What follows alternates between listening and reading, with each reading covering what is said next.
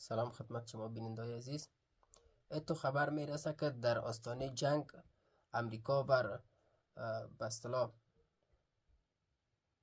اوسی ها هشدار داده که وقتی که جنگ شروع شود شما خود شور ندید.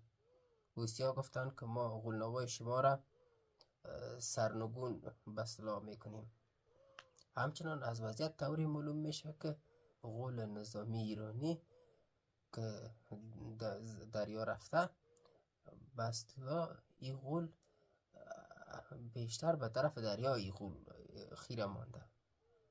خب و ای از یک سو دیگه نتانیاهو بیشتر بیمناک است. در نگاه نتانیاهو خطر بیشتر از به اصطلاح ما و شما از البرز زاگروز میه. خب اینو طور یک وضعیت است. کانال 12 سابق دفاع اسرائیل که در این حال به عنوان جنایتکار جنگی شناخته شده در دادگاه بین المللی خواستار ترور خامنه‌ای و مقامات ارشد شده. این چه قصاده است؟ ای که شما یحیی سنوار سید حسن نصرالله را اینو تو ترور کردیم میگه یارم خواهان ترور شدن.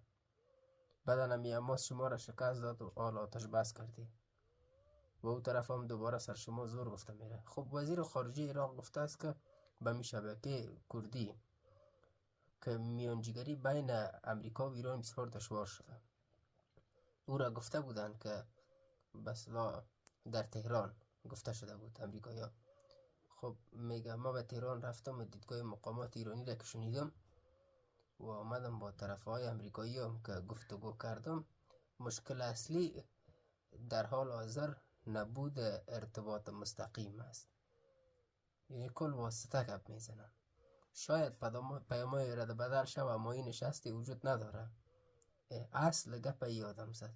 نتانیاهو باز با ادبیات تهدیدآمیز ظاهر شد و گفت فکر میکنی ما را شکست میدی؟ شما به بنبست رسیدی. ایرانی ها را میگه. خب در هزارات تن خب به همه کسانی که فکر میکنن ما را شکست میدهند میگویم که شما به بنبست رسیدی. اولین بار احساس شکست نشان میده. خب با تکرار ادبیات به اصطلاح متقابلی خود انجام داد. گفت هرگز ما را شکست شما نخواهید داد، شما خودتان مردود و ما شما را نابود میکنیم. این دیگه پس دمو خواب خیال سابق خود رفته. این اظهارات در شرایط مطرح میشه که تنش‌های امنیتی و سیاسی در منطقه در حال افزایش است و گفته میشه که به مرز تهاجم امریکا بالای ایران ضربات ایران به اسرائیل انجام میگیره. در ایران شبکه اینترنت بین المللی البته فعال شده. امکان دسترسی کاربران ایرانی به اینترنت جهانی فراهم شد. خب دوستای عزیزی بود برنامه فیلم ما. تا برنامه دیگه ما شما را بالله یکتا میسپاریم. تشکر از شما.